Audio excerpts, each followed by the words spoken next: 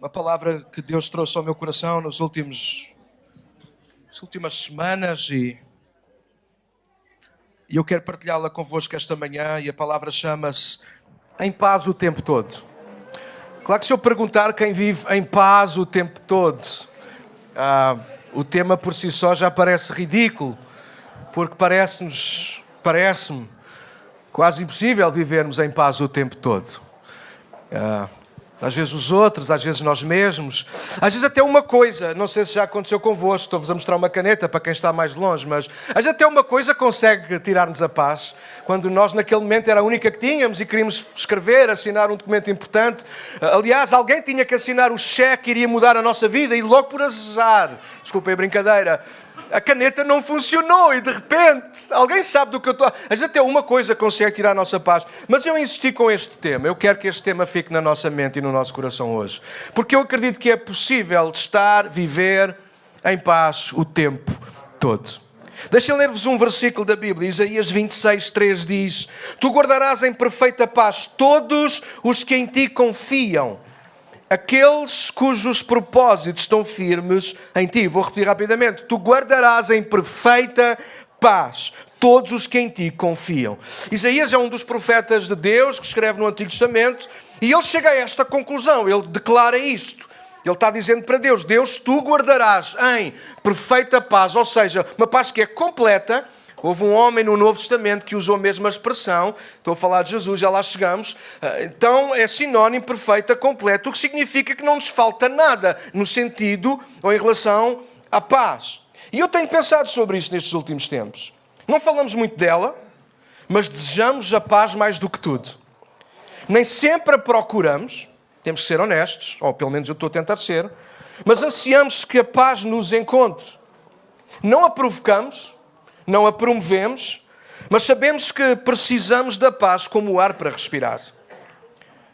Sem ela, os nossos dias podem ser muito estressantes. Cheios de preocupação, de zangas, de irritação, de competição, de falta, ou melhor, de desconfiança até. A paz é algo que nós precisamos, que ansiamos, que melhora quem somos e, sem dúvida, melhora tudo à nossa volta. Eu escrevi: gente em paz promove a paz. Oferece paz. Cria ambientes de paz. Eu gosto de estar ao pé de pessoas tranquilas.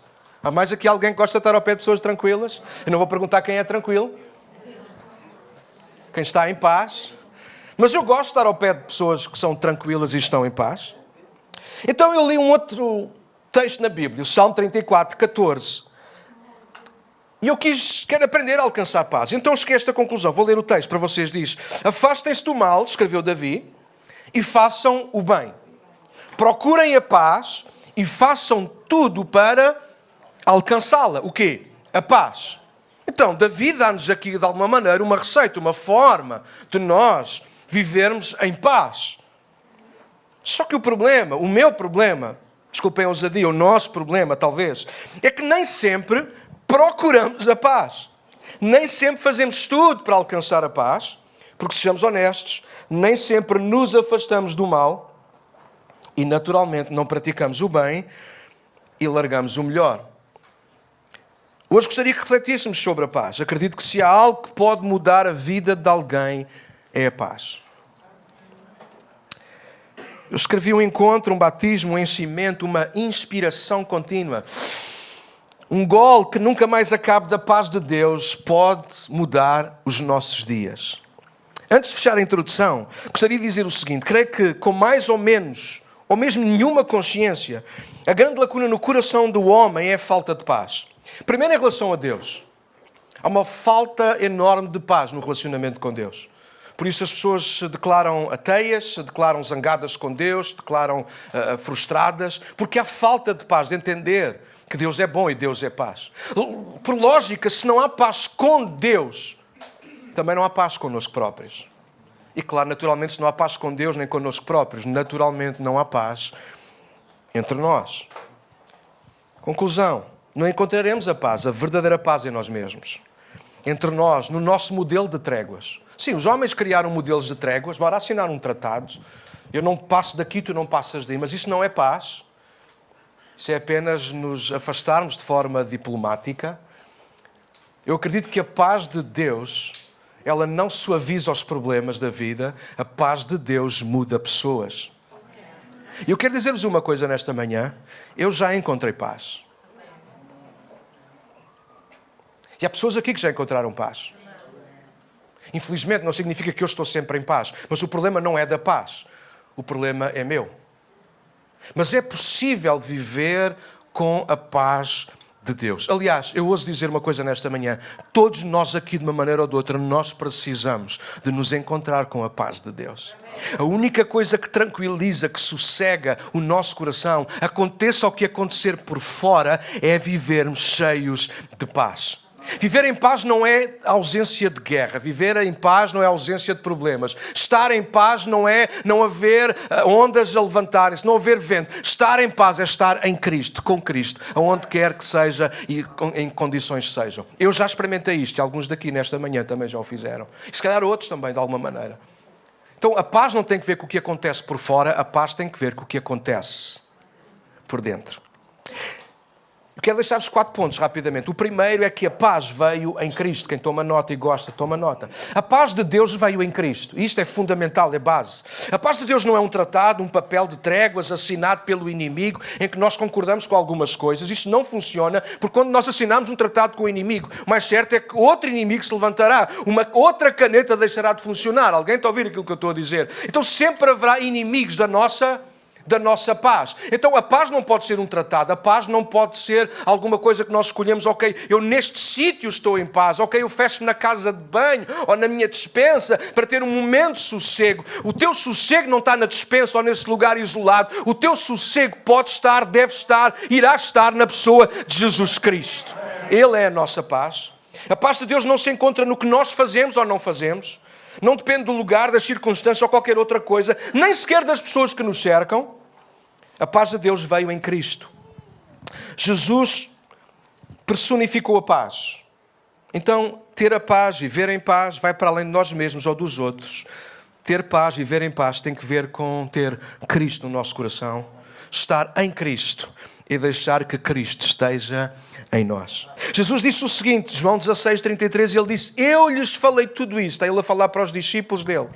Os últimos momentos antes de Jesus morrer na cruz, toda a gente sabe o que isso é, celebramos isso em abril, crucificação. Antes de Jesus ir à cruz, ele passou as últimas horas, os últimos dias apenas com os discípulos, e houve coisas que Jesus guardou para partilhar com os discípulos, e uma delas, nós gostamos de dar ênfase ao Espírito Santo, e nós já lá vamos, Jesus guardou e repetiu várias vezes, e nós falamos tão pouco disso, mas Jesus falou acerca de paz. Ele disse aos discípulos, eu lhes falei todas estas coisas para que tenham paz em mim, porque não há possibilidade de ter paz de outra maneira. E vejam o que ele diz mais nesse mesmo versículo, João 16:33. Aqui no mundo vocês vão ter aflições. O que são aflições? Tudo o que vem contrariar a nossa paz. Então a paz não se fabrica, a paz experimenta-se em Cristo. Uau, eu gosto disto.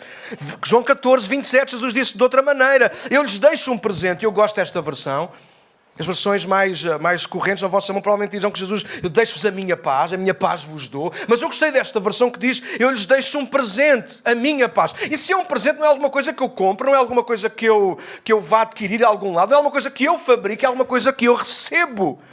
Jesus disse isso aos seus discípulos e diz-nos a nós esta manhã, eu lhes deixo um presente, a minha plena paz, a minha perfeita paz, a minha completa paz. E essa paz que eu lhes dou é um presente que o mundo não pode dar. Portanto, não se aflijam, nem tenham medo. Olha outra curiosidade acerca do Messias. Jesus Cristo, quando ele foi profetizado no Antigo Testamento, o mesmo Isaías, no capítulo 9, ele disse alguma coisa acerca do nome, da essência de Jesus, do Messias. Ele seria chamado, sabem como? Príncipe da paz. O que significa que Jesus tem toda a autoridade, não na guerra, mas para trazer paz, mesmo em tempos de guerra. Jesus não vem para acabar com as nossas guerras. Jesus vem para trazer paz no meio das nossas guerras. E é totalmente diferente. Porque há pessoas que pensam que Jesus na nossa vida vai acabar com todas as guerras e todos os problemas. Isso é mentira, isso é um engano. Isso nunca irá acontecer. João 16:33 diz, Jesus o próprio disse, no mundo tereis guerras, aflições, dificuldades. Não há como evitar isso. Umas são criadas por nós mesmos, outras são pelos outros. Outras simplesmente acontecem porque têm que acontecer. Alguém ouve aquilo que eu estou a dizer, sim ou não? Faz sentido. Jesus não vem para acabar com todas as nossas guerras, mas Jesus vem para ser a nossa paz no meio das nossas guerras. É possível viver em paz mesmo estando em conflito, mesmo quando a nossa família é imperfeita. Há aqui alguém que tem uma família imperfeita? É possível, alguns não, alguns têm uma família perfeita. Louvado seja Deus por vocês, apresentem-me a vossa família para eu tirar um modelo, provavelmente também não há de ser, mas ok, tranquilos. A minha família não é perfeita, a começar pela minha esposa. Ela hoje está lá dentro com os miúdos, posso dizer o que eu quiser. Está gravado, ela depois vai ver. Ok. Começar por mim, eu sou o mais imperfeito. Eu pensava que as minhas filhas estão pequeninas, elas eram perfeitas, loucura. Não são nada, elas estão a crescer. Mas cheiram mal dos pés. Nem sempre lhes apetece apanhar a louça para pôr a lavar. Alguém está a ouvir aquilo que eu estou a dizer? Sim ou não? Não há famílias perfeitas, não há igrejas perfeitas. Vou repetir aquilo que alguns não ouviram. Não há igrejas perfeitas. Não há pastores perfeitos, não há músicos perfeitos, não há ninguém perfeito. Paz de Deus não acaba com as imperfeições do mundo. Paz de Deus ajuda-nos a lidar com as imperfeições, inclusive com as nossas. Obrigado pelo vosso amém. Vocês hoje estão encorajadores, estão com vergonha. Ok, já percebi, não é boa, não é boa. Paulo, quando escreveu aos Efésios, ele disse que Cristo é a nossa paz. Uau! Paulo chega à conclusão, Paulo só escrever para crentes, para nós, igreja, discípulos, ele está a dizer que Cristo é a nossa paz. Efésios capítulo 2, verso 14, quando Paulo começa a perceber que havia inimizade entre os judeus e os que não eram judeus, e uma grande confusão, e Paulo escreve, ouçam, Jesus é a nossa paz, Ele morreu na cruz, e através da cruz Ele uniu os dois povos, Ele uniu toda a gente agora à paz com Deus. A paz connosco próprios. E pode haver e tem que haver paz uns com os outros. E a paz uns com os outros não significa que nós agora somos perfeitos uns com os outros. Significa que há Cristo na vida uns dos outros. Isso é brutal, eu amo isto. Então viver em paz não é sinónimo obrigatoriamente da ausência de guerra ou conflitos. É sinónimo sim de estar em Cristo. Ter Cristo, confiar em Cristo, viver com Cristo e como Cristo. Deus trouxe-nos a paz em Cristo e hoje Ele quer continuar a fazer exatamente o mesmo. Por isso Jesus convida-nos a vir a Ele.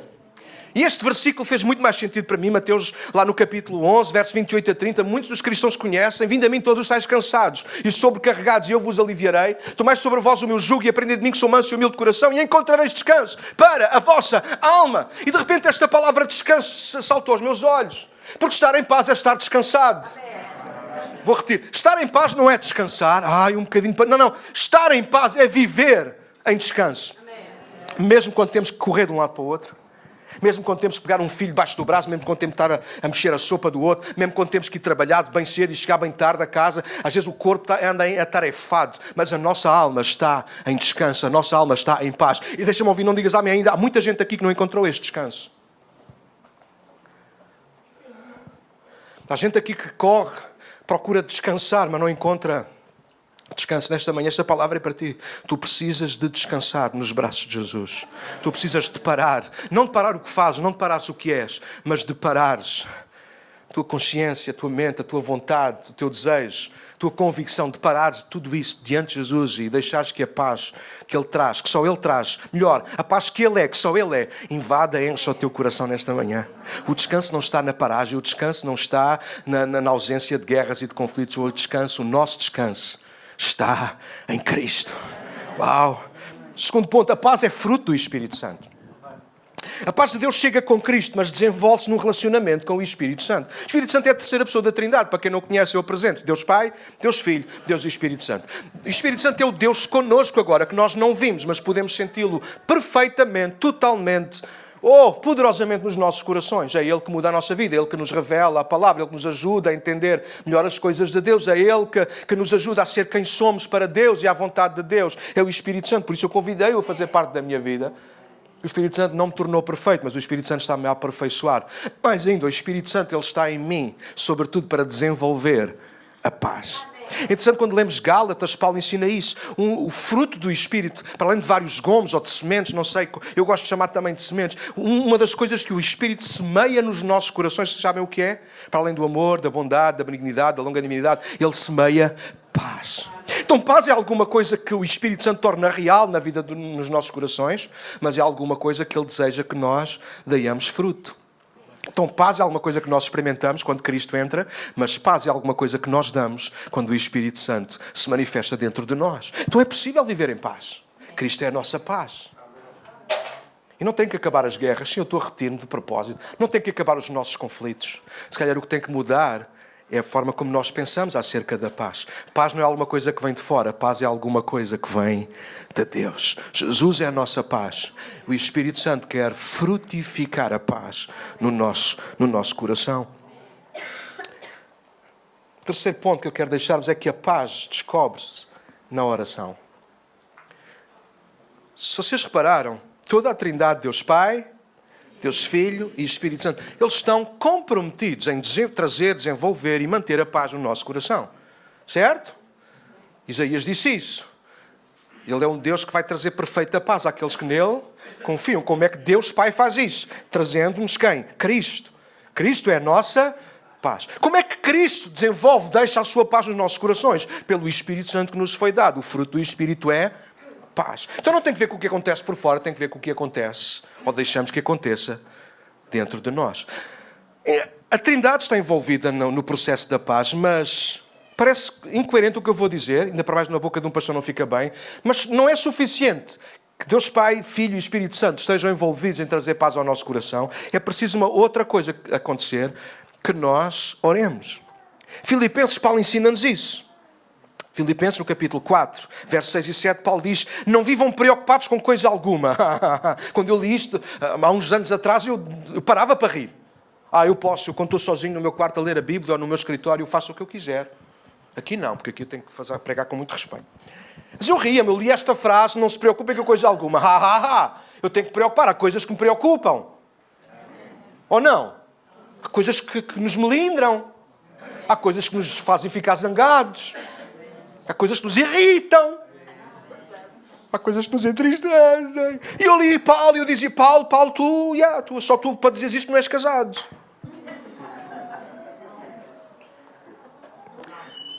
E isso grita aí: não vivam preocupados com coisa alguma. Mas ele continua, ok, bora lá. Em vez disso, orem a Deus pedindo aquilo que precisam e agradeçam por tudo o que Ele já fez. Olha o que diz o verso 7. Então, ou seja, a conclusão disso, a consequência de vocês orarem por aquilo que precisam, por aquilo que vos preocupa, e agradecendo em fé aquilo que Deus já fez no passado, então, vocês experimentarão a paz de Deus, que excede todo o entendimento, e que guardará o vosso coração e a vossa mente em Cristo Jesus. Então, Cristo é a nossa paz. O Espírito Santo planta a paz no nosso coração e nós a fazemos desabrochar quando nós oramos. Então, quando eu comecei a pensar sobre a oração, eu pensei: sim, está certo. E eu comecei a pensar em algumas coisas que, de repente, começaram a ressuscitar nos últimos anos, sobretudo nos nossos países que isso não se praticava. E eu até vou usar isto até pela positiva. De repente, nos nossos países começou a entrar, meditação transcendental, reiki, yoga e outras coisas parecidas. Coisas com as quais eu lutei. E luto por causa da essência ou da origem e para onde isso nos pode levar, que é para o vazio na mesma. Esse é só o problema. Mas a base é interessante. A base da meditação é interessante. Porque a base da meditação é a mesma que a Bíblia fala sobre nós orarmos e meditarmos na palavra de Deus. O problema é onde é que estamos a beber e onde é que isso nos pode levar, mas isso é na boa. Com quem percebe isso melhor do que eu podemos falar. Então, mas a minha conclusão foi: a oração ela é certa por causa disso. A oração está na moda hoje. Buscar a presença de Deus é importante. Porquê? O problema para mim das outras é que a grande base é nós esvaziamos de nós mesmos, ou pelo menos aquilo que não presta, para depois acabar por nos enchermos outra vez de nós mesmos daquilo que é bom. Ora, isso é um processo complicado porque é feito só por mim, para mim, e eu já sou defeituoso e problemático, e quem sou eu para fazer isso? Não estou a pôr em causa. Isto foi a minha reflexão sobre o assunto. Então eu escolho a oração. Porquê? Porque a oração faz-me esvaziar de mim mesmo, para me encher daquilo que é Deus e daquilo que Deus tem para a minha vida. Daquilo que a palavra de Deus diz a meu respeito, por exemplo. Nada mais traz a paz ao nosso coração do que a oração. Por isso Jesus, quando falou da oração, Ele disse: quando tu orares, entra no teu quarto, no teu aposento, num lugar sossegado. Porque Jesus quer que quando nós oremos, nós descansemos. Nada traz mais descanso à nossa alma do que Jesus, o Espírito Santo. Mas quando nós nos envolvemos com Ele em oração. Talvez alguns de vocês aqui já oraram, mas se calhar nunca oraram até ficarem em paz. Experimentem fazer isso. Orem, falem com Deus. Coloquem o vosso problema, a vossa carga diante dele. Despejem tudo. Fiquem em paz, até sentirem paz. Eu garanto-vos, porque ele é o príncipe da paz. Não há nenhum outro, não há nenhum pastor, não há nenhum líder religioso, espiritual, em parte nenhuma do mundo que consiga fazer isso. Converter as nossas guerras internas em paz. Há muitos líderes mundiais a tentarem converter guerras entre os homens em paz. Alguns conseguiram, outros não. Alguns até têm recebido prémios nobres da paz, porque são gente pacífica, procura de alguma maneira desenvolver isso, estabelecer isso. E alguns recebem o prémio, mas não conseguiram acabar com guerra nenhuma. O único que consegue acabar com a guerra dentro do ser humano, eu quero dizer-vos quem é. É Jesus Cristo. Porque Ele é a nossa paz. Ele é o único que pode acabar com as nossas guerras. Eu vou... Mais 5 minutos, deem, por favor. Sei que vocês estão gostando de me ouvir, então. Tranquilo. O almoço também já está pronto. Não. Ok. O último ponto que eu quero deixar-vos é governados pela paz. E isto levou-me a um outro texto.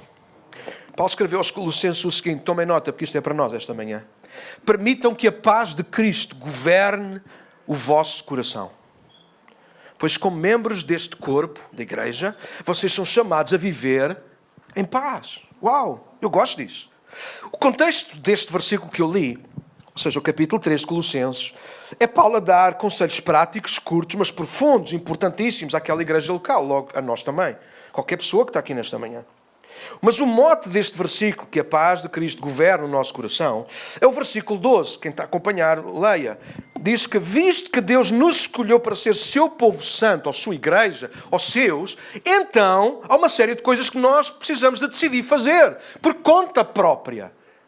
Eu vou repetir tudo o que disse até agora. Cristo é a nossa paz. Cristo quer ser a tua paz. O Espírito Santo quer plantar isso no teu coração e fazer isso florescer. Mas tu tens que orar, tu tens que crer, tu tens que te aproximar de Deus. Mas mais, depois de te aproximares de Deus, tu precisas deixar que essa paz, que é o próprio Cristo, governe, alimente, cuide, mande, comande o teu coração.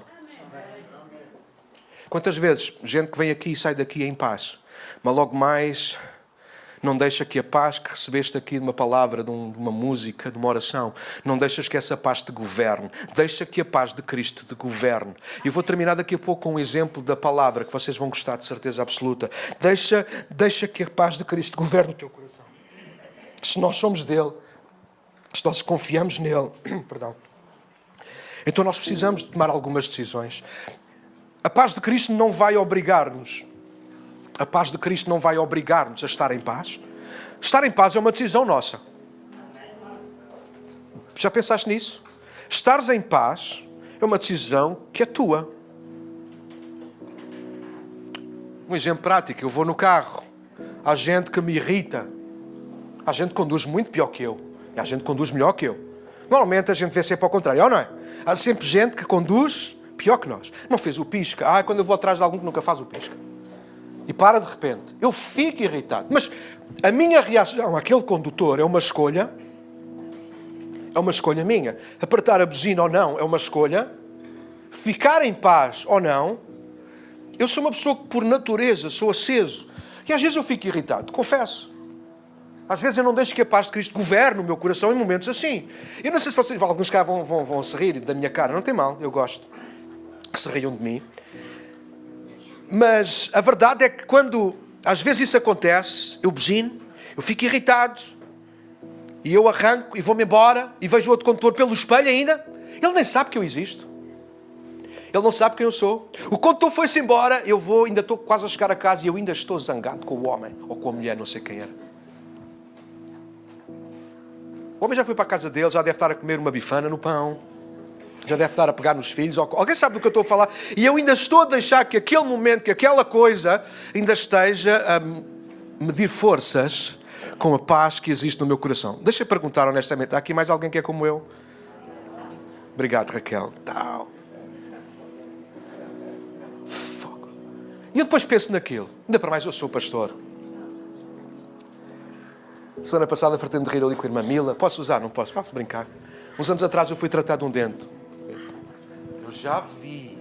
Já disse 3 vezes.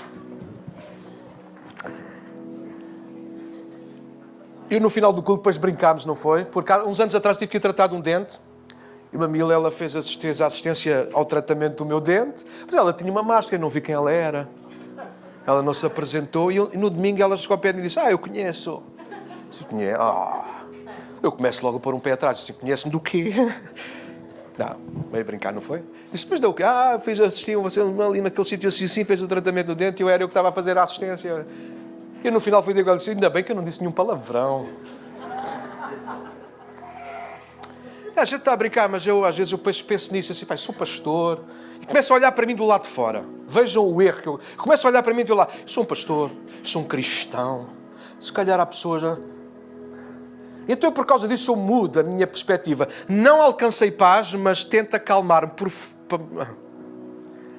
Mas noutras alturas, este mesmo Espírito Santo que está dentro de mim a tentar produzir esta paz, ele lembra: mas tu não tens de mostrar nada de fora, tu podes beber de dentro. E eu quero estimular-vos isso esta manhã. Nós não temos que fingir nada por fora, a menos que nós ficamos meio irritados. Isso não significa que nós estamos em paz, mas significa que estamos controlados e a controlar aquilo que nos acontece e aquilo que vamos fazer com que saia de nós. Deixa-me lembrar-te uma coisa que acontece, muito interessante. Em Atos 16, a Bíblia conta a história de uma igreja que nasce ali, uma igreja que acontece em Filipos. E que começa essa igreja? Um homem chamado Paulo, que é acompanhado de um amigo, companheiro de ministério chamado Silas. Nem sei se toda a gente conhece a história, a esmagadora maioria de vocês conhece, quem não conhece, só lê depois a história em Atos 16. Vai contando a história, as viagens que Paulo fez, aquele apóstolo, uma série de viagens fantásticas, para levar com o único propósito de levar o Evangelho de Jesus Cristo, para que outras pessoas pudessem conhecer esta paz também. Porque Paulo nunca acabou com nenhuma guerra, mas Paulo sempre levou a paz para as pessoas que se sentiam em guerra. Então Paulo chega a Filipos e tudo começa com a oração. Ele encontra um grupo de oração, ele vai se reunir com aquelas pessoas que oravam. Mas cada vez que ele ia para esse grupo de oração, ele passava provavelmente pelo centro da cidade, onde eram colocadas pessoas, vendas, etc. E era colocada lá uma mulher que era explorada 2 vezes. Explorada por demónios, eu acredito em demónios, a Bíblia fala disso, há pessoas que têm demónios, há pessoas que vêem demónios, e há pessoas que não conseguem ser livres nem viver em paz porque estão condicionadas por demónios. Aquela mulher estava condicionada por demónios. Demónios que adivinhavam, eles acreditavam nisso, ou pelo menos sugeriam uma série de coisas às pessoas que iam lá. Mas a mulher também era não só explorada pelos demónios, como 2 homens a pegaram nela e começaram a usá-la como empregada deles, mas pior ainda, era escrava deles. Então o lucro deles, eles ficaram ricos. Vejam ao ponto que eles exploravam aquela mulher. A mulher tinha que ir para a praça todos os dias, falar à vida das outras pessoas, e recebiam dinheiro por isso. Não ela, mas aqueles homens. E Paulo passava por ela, e todos os dias, cada vez que Paulo passava por ela, aquela mulher parava o que estava a fazer para gritar: estes homens são servos do Deus Altíssimo. E ela gritava: estes homens são servos do Deus Altíssimo. Atos 16.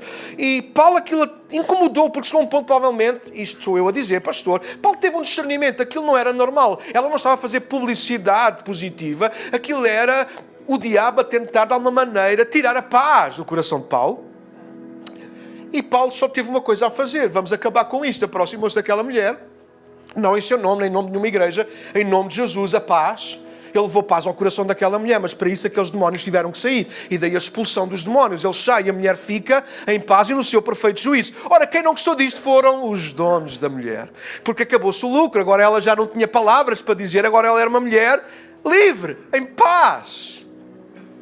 Então eles perseguiram Paulo e Silas. Perseguiram Paulo e Silas ao ponto de conseguirem trazer toda a cidade, pelo menos é a expressão, talvez é apenas uma expressão, mas trouxeram toda a cidade para vir combater contra Paulo e Silas. Conclusão: Paulo e Silas calaram-se. Eles podiam ter dito que eram romanos e uma série de coisas não tinham acontecido, mas Paulo e Silas calaram-se, porque gente em paz espera em Deus.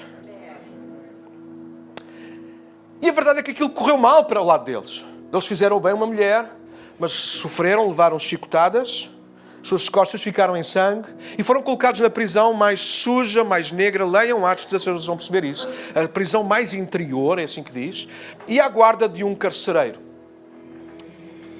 E nesse mesmo dia, toma nota, nesse mesmo dia, Paulo e Silas a sangrarem na prisão mais escura, presos pelas mãos e pelos pés e talvez pelo pescoço também.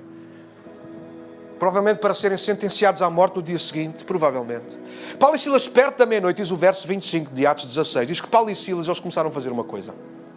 Eles não refilaram, eles não mandaram vir, eles não praguejaram. Isto lá está muito importado comigo, obrigado. Alguém que se importe. Eles, diz a Bíblia que no verso 25, perto da meia-noite, Paulo e Silas começaram a orar. Porque a paz não vem por nós assinarmos tratados. A paz não vem por nós mentirmos para tentar que as coisas passem um bocadinho, sejam mais leves. A paz não vem porque nós agora damos as mãos ao inimigo. O inimigo será sempre inimigo. Toma nota disto. O inimigo será sempre inimigo. O inimigo da nossa alma será sempre inimigo da nossa alma.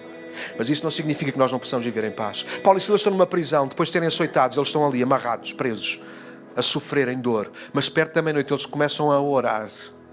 Porque a paz não se encontra nos nossos queridos. A paz encontra-se quando nós nos encontramos com Deus. E eles encontraram Deus naquela prisão. Sabem como? Sabem como é que a paz apareceu naquela prisão? Perto da meia-noite, depois de eles cantarem e orarem, deu-se um terremoto. E você diz, Daniel, o que é que terremoto é a imagem contrária de paz? Não, não é. Porque o terremoto abriu a prisão de todos. Não feriu ninguém, não matou ninguém, não aleijou ninguém. E sabe o que mais ainda? Abriu a prisão de todos os prisioneiros e ninguém fugiu. E a minha pergunta é, porquê é que ninguém foge de uma prisão que está presa e agora tem liberdade? Porque havia mais paz dentro daquela prisão do que em qualquer outra parte. E agora reparem no pormenor, leiam Atos 16, malta que tem curiosidade destas coisas, leiam a história linda. Paulo e Silas, eles continuam presos, eles continuam lá dentro. Os outros prisioneiros continuam lá dentro. As portas estão abertas. Mas a paz que está dentro de Paulo e Silas está a sair. E nisto o carcereiro puxa da sua espada.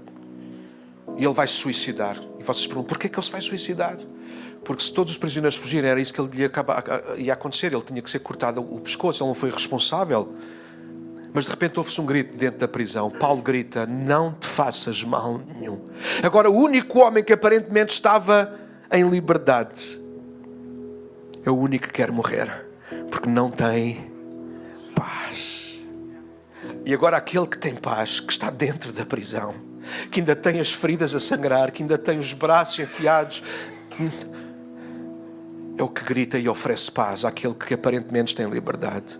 E eu sei que isto é uma palavra de Deus para muitos de nós que estamos aqui nesta manhã. Alguns de nós aqui vivemos uma aparente paz. Tu és um carcereiro.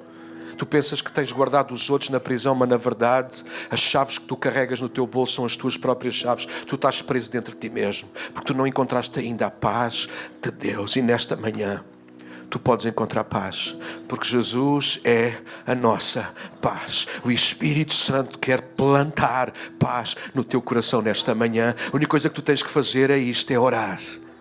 Dizer, Deus, entra na minha vida. E quando Deus entrar na tua vida, deixa que a paz de Cristo governe o teu coração.